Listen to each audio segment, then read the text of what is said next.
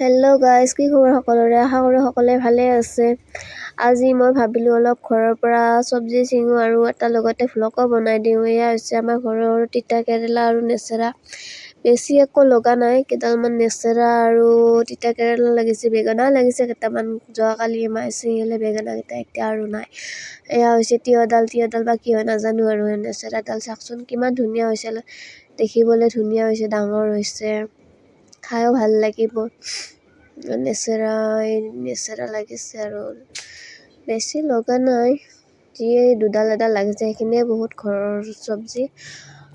এয়া হৈছে নেচেৰা আৰু মই নেচেৰাখিনি আজি ছিঙিম, গোটেইখিনি ছিঙিম আজি, যিকেইডাল ডাঙৰ ডাঙৰ আছে অলপ।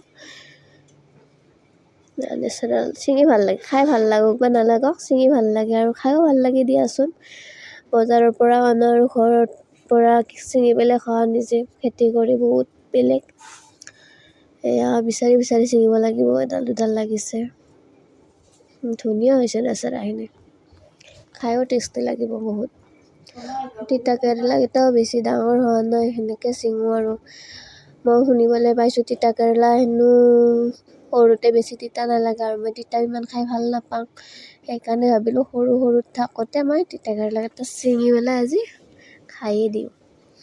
তিতা কেৰেলাকেইটা ধুনীয়া হৈছে আৰু বহুত ডাঙৰ হয় তিতা কেৰেলাকেইটা। একচুৱেলি মানে আমি বহুতকেইটা খালোঁ, তিতা কেৰেলা বহুতখিনিয়ে খালোঁ, ডাঙৰ হৈছে। আজি মই বেছি ডাঙৰ নোহোৱাতে ছিঙি দিলোঁ আৰু নেমু লাগিছে, নেমুকেইটা ধুনীয়া হৈছে।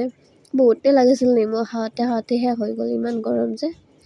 এয়া আছে আৰু তিতা কেৰেলাও আছে মাজে মাজে, কিন্তু সৰু আছে, আজি বাৰু নিছিঙো, হ'ব এইখিনিতে।